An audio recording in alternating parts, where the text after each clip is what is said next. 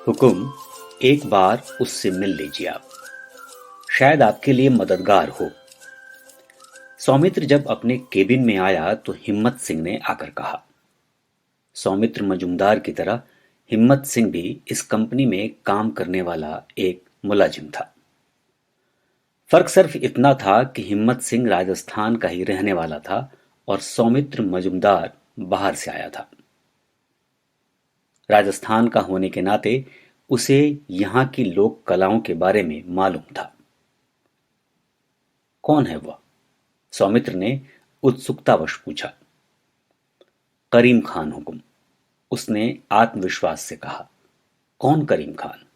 करीम खान लंगा हुजूर, लीलासर गांव का रहने वाला है, आपके लिए मददगार होगा। आप एक बार बात तो करके देखें हुकुम। क्या मददगार होगा मेरे लिए?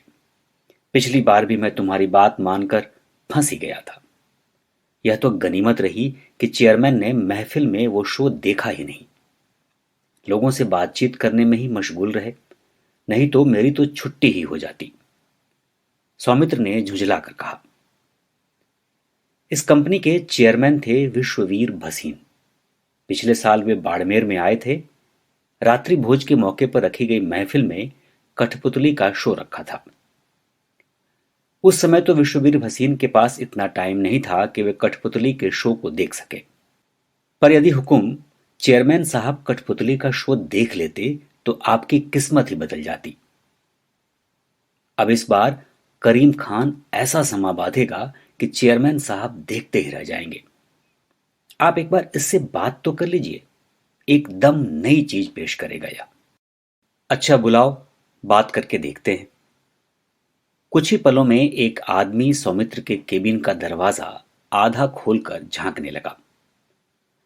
उसे देखकर सौमित्र ने इशारे से अंदर आने के लिए कहा। हाथ जोड़े हुए वो आदमी भीतर आ गया। सौमित्र ने उसे गौर से देखा। रंग बिरंगी पगड़ी पहने हुआ था, कान तक कलम थी, कानों में बालियां थी, होठों के ऊपर छोटी छोटी मूछें थी, बड़ी बड़ी भौहें। सफेद कुर्ता और सफेद पायजामा पहने हुए था। कुर्ते पर लाल सदरी थी जिस पर तमाम तरह के बेल बूटे कढ़े हुए थे। उसके कंधे पर एक थैला था। 30-32 साल उसकी उम्र रही होगी, लेकिन दिखता था 40 का। गरीबी और अभावों ने उसे समय से पहले ही उम्र दराज बना दिया था, देश के लाखों अभावग्रस्त लोगों की तरह। घड़ी खम्मासा, उसने हाथ जोड़कर अभिवादन किया। हाँ, आओ बैठो। सौमित्र ने सामने रखी कुर्सी पर उसे बैठने का इशारा किया। वो आदमी सकुचाते हुए कुर्सी पर बैठ गया। उसके साथ ही हिम्मत सिंह भी था, वह भी सामने रखी कुर्सी पर बैठ गया। क्या नाम है तुम्हारा? सौमित्र ने पूछा। करीम खान हुकुम, उसने हाथ जोड़कर कहा। कहाँ रहते हो? लीलासर गांव में। क्या करते हो तुम? लंगा गांव हूं हुकुम। हाथ जोड़े जोड़े बहुत संकोच से उसने कहा था। इससे पहले सौमित्र कोई प्रतिक्रिया देता, हिम्मत सिंह ने कहा, यह राजस्थान का बहुत ही मशहूर गायन है, चेयरमैन साहब को जरूर पसंद आएगा। अच्छा हुकुम, मैं कई सालों से गा रहा हूं, देश विदेश सब जगह अपना गाना सुना कर आया हूं। लोग खूब तारीफ करते हैं साहब। आप भी मुझे एक मौका दीजिए साहब, बड़ी मजबूरी है। एक दयनीयता सी उसकी आवाज में बरकरार थी। अच्छा, कहां कहां जाकर अपना गाना सुनाया है? ये पूछे जाने पर उसके चेहरे पर यकाएक खुशी छा गई। उसने अपने थैले को कंधे से उतार कर सामने की मेज पर रख दिया और उसमें से कुछ तस्वीरें निकाली, कुछ सर्टिफिकेट निकाले और सौमित्र को दिखाते हुए कहा, यह देखिए, कई देशों में हो आया हूं, रूस, जापान, अमेरिका। लोग बड़ा पसंद करते हैं मेरा गाना, मुझे प्रमाण पत्र भी दिया है। उन तस्वीरों और सर्टिफिकेट्स को देखने के बाद सौमित्र को मालूम हुआ कि करीम खान कई देशों में अपना गाना सुना चुका है। यह तो बड़ी खुशी की बात है। सौमित्र ने उसे तस्वीरें और सर्टिफिकेट्स वापस करते हुए कहा।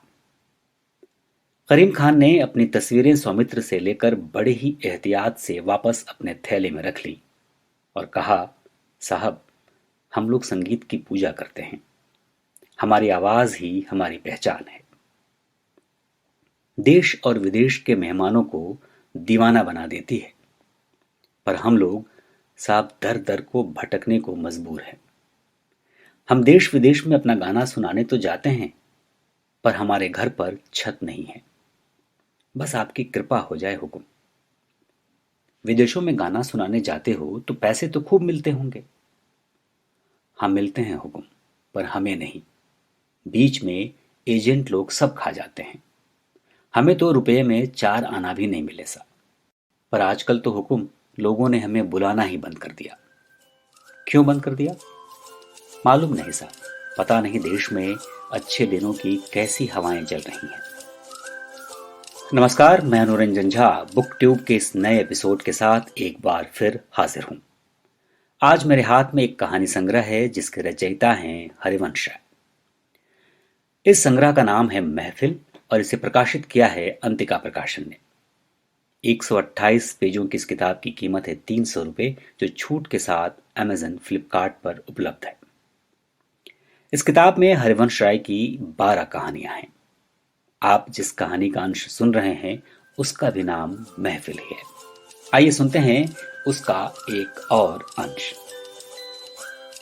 देखो, आज की महफिल में तुम्हारा प्रोग्राम अच्छा होना चाहिए। चेयरमैन साहब खुश होकर जाने चाहिए। अभी थोड़ा टाइम है उनके आने में। तुम तब तक अपनी तैयारी कर लो। आओ, मैं तुम्हें वो जगह दिखा देता हूं जहां पर बैठकर तुम्हें गाना है, सौमित्र ने कहा। क्या बात है, क्या चाहिए? चाहिए कुछ नहीं हुकुम, पर एक विनती है, उसने हाथ जोड़कर कहा। क्या? सौमित्र सोच में पड़ गया। हुकुम, महफिल में खाने के बाद जो बटर चिकन बच जाए वो हमको खाने के लिए दे देना हुकुम। कई सालों से हमने होटल का चिकन नहीं खाया। सुनियो है, इन होटल रो चिकन खूब मजेदार है। बड़ी आस है हुकुम इन होटल के चिकन खावण री। उसकी आंखों के सामने प्लेट में रखे हुए चिकन तैर गए। सुनकर आश्वस्त हो गया सौमित्र। यह कोई ऐसी मांग नहीं थी जिसे पूरा नहीं किया जा सके। कुछ देर सोचने के बाद कहा, अच्छा ठीक है, खा लेना तुम बटर चिकन। आप सुन रहे थे हरिवंश राय की किताब महफिल का अंश। आप बुकट्यूब से जुड़े रहिए, हमें सब्सक्राइब करिए, फॉलो करिए और अपने सुझाव भी देते रहिए। हम फिर हाजिर होंगे एक नई किताब के साथ। तब तक के लिए नमस्कार।